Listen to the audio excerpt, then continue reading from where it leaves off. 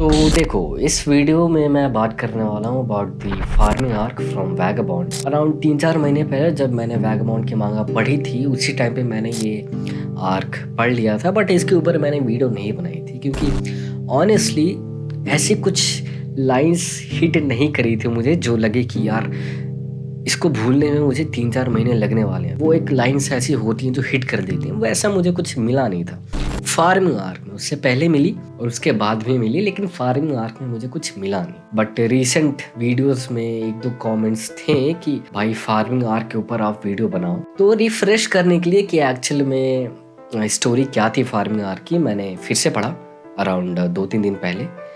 And चीज़ें अलग थी, इस बार स्टोरी अलग नहीं थी। जिस बुक से मैं पढ़ रहा था, बुक नहीं एक्चुअली लैपटॉप से मैं पढ़ रहा था, वो भी अलग नहीं था, पढ़ने का तरीका अलग नहीं था। जो चीज़ अलग थी वो थी mentality.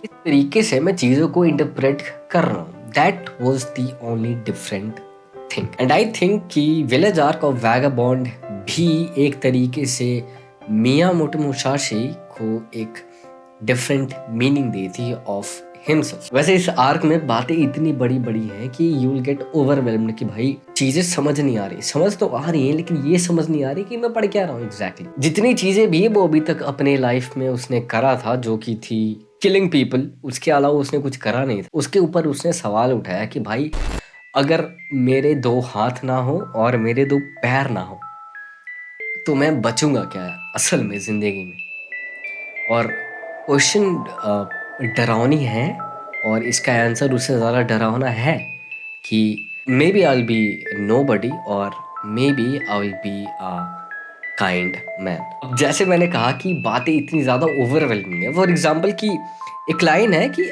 Inside I am infinite but I does not exist. तो एक्चुअल में बचा क्या?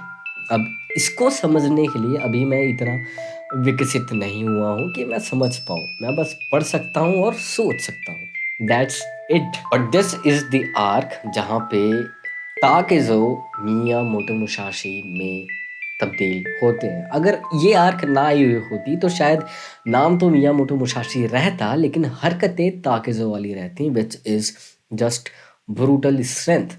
उनकी अंदर की जो डीमन उनसे कह रही हैं वो उनके अकॉर्डिंग एक्ट कर रहे हैं। सी 2 छोटी या फिर सबसे बड़ी रीजंस हैं जो character development of Miyamoto Musashi में हेल्प करती हैं, जो थी getting close to the nature, जो कि वो पहले से थे, but not attacking the nature but getting close and healing the nature in some form. And number 2 is helping and being helped, asking for help from other people.